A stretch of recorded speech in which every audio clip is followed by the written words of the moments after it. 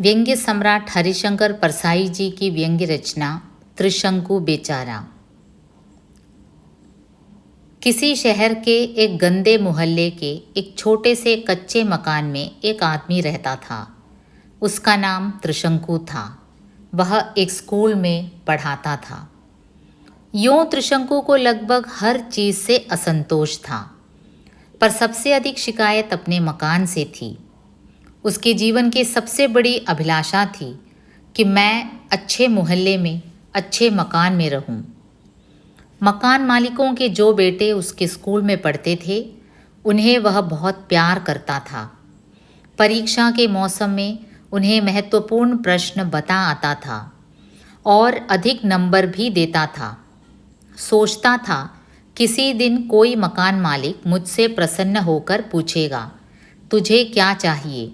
और मैं कहूँगा, एक अच्छा सा मकान। शहर के रेंट कंट्रोलर विश्वामित्र थे। विश्वामित्र मकानों के किराए पर नियंत्रण रखते थे और खाली मकान किराएदारों को देते थे। विश्वामित्र का लड़का त्रिशंकु की कक्षा में पढ़ता था और त्रिशंकु भी उसे बहुत प्यार करता था। लड़का पढ़ाई में बहुत कमज़ोर था और विश्वामित्र ने उससे कह दिया था कि पुस्तकें संभाल कर रखना, अगले साल यही काम आएंगी। पर त्रिशंकु ने उसे कुछ ऐसे प्रश्न बताए और बाद में कुछ इस तरह उसके नंबर भरवाए कि वह पास हो गया। विश्वामित्र बहुत प्रसन्न हुए। एक दिन जब त्रिशंकु लड़के के पास होने की मिठाई खा रहा था, तब वे बोले, त्रिशंकु मास्टर, मैं तुमसे बहुत खुश हूँ। मैं तुम्हारे लिए कुछ करना चाहता हूँ। बोलो, तुम्हें क्या चाहिए? त्रिशंकु इसी क्षण का वर्षों से इंतज़ार कर रहा था। उसकी आंखों में कितने ही मकान झूल गए, पर उसने उतावली नहीं की। बड़े धीरज से वह बोला, साहब, मैंने ऐसा क्या किया है जिसका बदला चाहूँ? मैंने तो अपना कर्तव्य किया है। आप सारे शहर के लोगों को रहने के लिए मकान देते हैं, और आपका ही लड़का पास न होता तो शहर के लिए बड़ी शर्म की बात होती। मैंने तो एक नागरिक के नाते अपना कर्तव्य किया है। मुझे आपकी कृपा के सिवा और कुछ नहीं चाहिए। इन शब्दों से विश्वामित्र का हृदय और चौड़ा हो गया। वे त्रिशंकु पर दया करने के लिए बहुत लालायित हो उठे। बोले, नहीं त्रिशंकु, तुम कुछ मांग लो, तुम्हारा मुझ पर ऋण है। बालक का एक पिता जन्मदाता है और दूसरा विद्या देने वाला। तुमने लड़के को पढ़ाई लिखाई के सिवा यह अमूल्य विद्या भी सिखाई है कि अयोग्य होकर भी सफलता कैसे प्राप्त करनी चाहिए। तुम्हारा दर्जा मुझसे भी ऊंचा है। बोलो, तुम्हें क्या चाहिए? त्रिशंकु ने देखा कि लोहा खूब गर्म हो चुका है। उसने कहा, अच्छा साहब, अगर आप प्रसन्न हैं तो मुझे किसी अच्छे मोहल्ले में एक अच्छा सा मकान दिला दीजिए। विश्वामित्र जरा सोच में पड़ गए। कहने लगे, त्रिशंकु मास्टर, तुमने बड़ी कठिन मांग कर दी। मकानों का बेहद अभाव है। तुम मकान की जगह अगर कोई देश मांग लेते तो देने में कठिनाई न होती। खैर, मैं वचन हार चुका हूँ, तुम्हें मकान दिलाऊंगा। विश्वामित्र ने टेबल की दराज से एक डायरी निकाली और उसके पन्ने पलटने लगे। एक पृष्ठ पर आकर रुके और फ़ोन लगाया। हेलो, इंद्र जी हैं क्या? मैं विश्वामित्र बोल रहा हूँ। नमस्कार। जी हाँ, आपकी कृपा है। हाँ, देखिए, मैंने एक ख़ास कारण से आपको कष्ट दिया है। आपके पास कोई मकान खाली है क्या? अच्छा, मेरे एक अपने आदमी हैं। हाँ, भले आदमी हैं, तो उन्हें भेज दूँ शाम तक? अच्छा, धन्यवाद। विश्वामित्र ने फ़ोन रखा। त्रिशंकु से कहा, लो, तुम्हारा कार्य हो गया। शहर के सबसे अच्छे मोहल्ले में तुम्हारे लिए मकान तय हो गया। त्रिशंकु का चेहरा, जिसकी एक एक पंखुड़ी फ़ोन पर हुई एक एक बात से खुलती जा रही थी, अब पूरी तरह खिल गया। उसने पूछा, यह मकान किस जगह है? विश्वामित्र ने कहा, अपने शहर के सबसे सुंदर मोहल्ले में, स्वर्गपुरी में, जिसे सिविल लाइंस भी कहते हैं, वहाँ इंद्रदेव नामक एक सज्जन के कई मकान हैं। इंद्रदेव पहले लोक कर्म विभाग में इंजीनियर थे और राष्ट्र निर्माण का काम उन्होंने इतनी दिलचस्पी से किया कि रिटायर होते होते उनके अपने भी 15-20 मकान हो गए। ये सब किराए पर चल रहे हैं।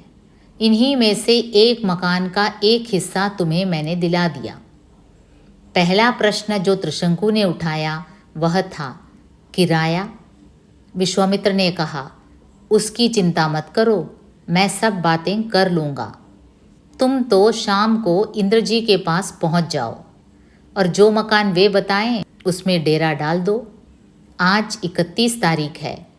यह मकान आज ही खाली कर दो, वरना कल मकान मालिक 1 माह का किराया रखा लेगा। तुम तो सामान लेकर चले जाओ। त्रिशंकु दुविधा में पड़ गया। स्वर्गपुरी या सिविल लाइंस की दुनिया ही दूसरी थी। वहाँ के निवासी कितने भिन्न प्रकार के थे। त्रिशंकु उन्हें प्रशंसा और भय से देखता था। उसने वहाँ रहने की कल्पना कई बार की थी और उसे सुख का अनुभव हुआ था, पर अब जब वहाँ रहने का मौका आ गया तब उसका मन आगा पीछा करने लगा। सोचने लगा, मैं वहाँ कैसे रहूँगा? वे लोग मुझे वहाँ रहने भी कैसे देंगे? उसने डरते डरते कहा, साहब, वहाँ तो और तरह के लोग रहते हैं, वह जाति ही दूसरी है, वे मुझे अपने बीच कैसे रहने देंगे? विश्वामित्र बोले, तुम कैसी नासमझी की बात करते हो त्रिशंकु? वहाँ मकान मिलना बड़े सौभाग्य की बात है और तुम उसी सौभाग्य को ठुकरा रहे हो। तुम डरो मत, बेखटके चले जाओ। मैंने कह दिया है तो इंद्र जी तुम्हें हाथ जोड़कर मकान देंगे। त्रिशंकु का मन फिर भी आगे नहीं बढ़ा। उसने बड़ी दीनता से कहा, साहब, मुझे न जाने कैसा लग रहा है। मुझे लगता है वहाँ हम केवल मन से रह सकते हैं। सदेह रहने जाएंगे तो वे लोग स्वीकार नहीं करेंगे।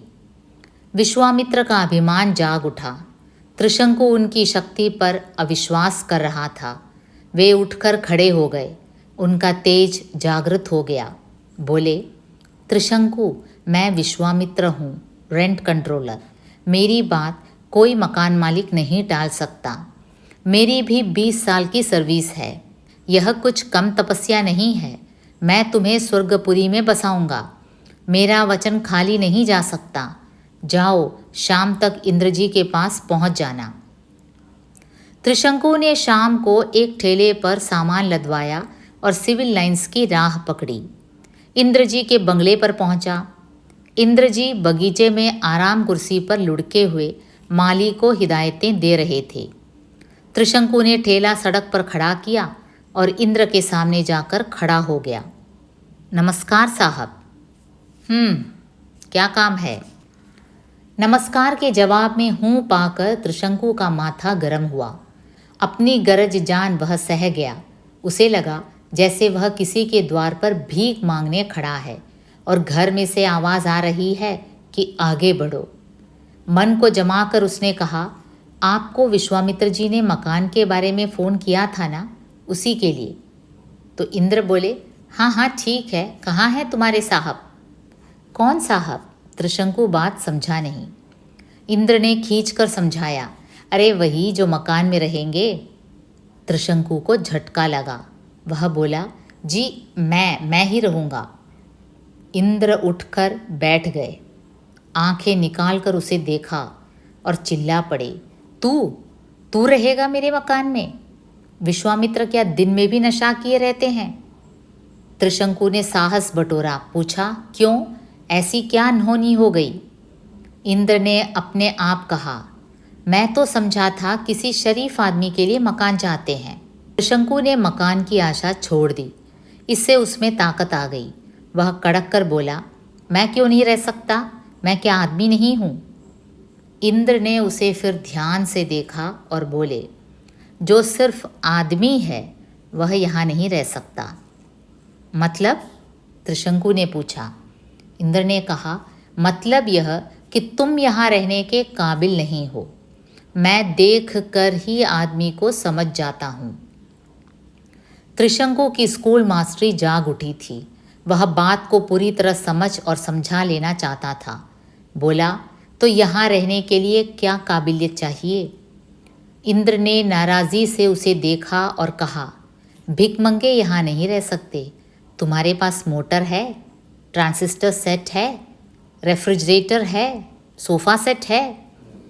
त्रिशंकु इंद्र जी की रोषपूर्ण छवि देखता रहा। इंद्र बोलते गए, बच्चे पब्लिक स्कूल में पढ़ते हैं कि गंवारों के स्कूल में? कैक्टस के कितने प्रकार जानते हो? किस क्लब में जाते हो? जवाब के लिए थोड़ा वक्त देकर इंद्र ने कहा, फिर तुमने यहाँ आने की हिम्मत कैसे की?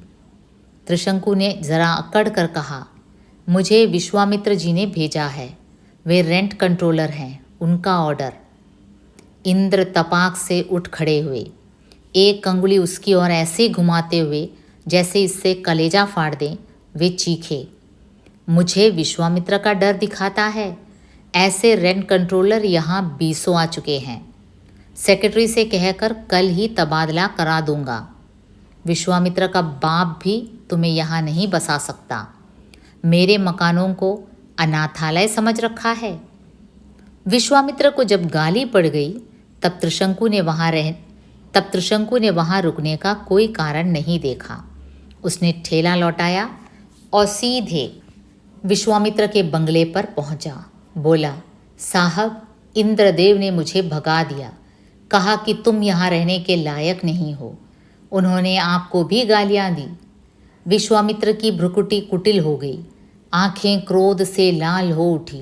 बोले, उस इंद्र के बच्चे की इतनी हिम्मत! मैं उसे कल देखूंगा। तुम रात कहीं काट लो, कल मैं तुम्हें उसका मकान दिलाऊंगा। त्रिशंकु ने हाथ जोड़कर कहा, साहब, मैं वहाँ नहीं रहूँगा। वे लोग बड़े जंगली हैं, मैं उनके बीच में नहीं रहना चाहता। विश्वामित्र ने अब उसे गुस्से से देखा और कहा, तुम्हें वहाँ रहना होगा। अब यह तुम्हारे मकान का सवाल नहीं रहा, मेरी प्रतिष्ठा का सवाल बन गया है। त्रिशंकु ने कहा, साहब, अब इस बात को छोड़िए, मैं वहाँ नहीं जाऊँगा। मैं तो अपने उसी मकान में रहूँगा। वह चलने को मुड़ा। विश्वामित्र ने कहा, मगर वहाँ कैसे रह सकते हो? वह मकान तो मैंने आज दूसरे को अलॉट कर दिया। त्रिशंकु की आंखों के सामने दुनिया थोड़ी देर तक गोल गोल घूमती रही। वह सड़क पर आया और ठेला लेकर एक धर्मशाला की तरफ चल पड़ा। तब से त्रिशंकु धर्मशाला में पड़ा है।